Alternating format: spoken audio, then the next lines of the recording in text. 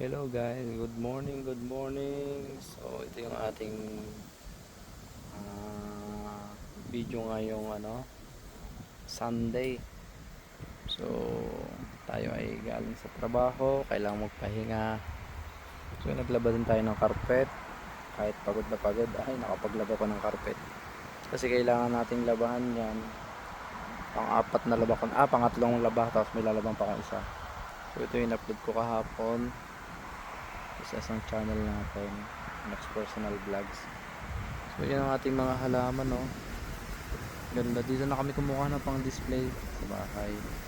Mga namin sa flower base namin. Tsaka kung may kumuha ng bulaklak, may yellow, pink, meron dyan na ganyan mga bulaklak.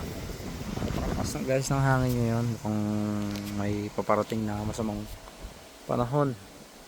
So nandito ako sa duyan, ipapahangin ng konti. So masarap ngayon, walang lamok, walang kung ano. Bukas may pasok na ulit at may klase na ulit.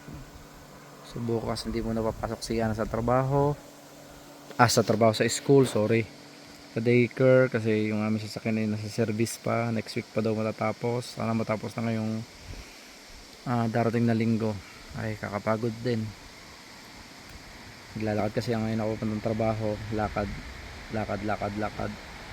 Wala tayong sasakyan ngayon. Kaya naglalakad tayo. So yung bahay namin, oh. Napakasimple ng mga bahay dito sa Finland.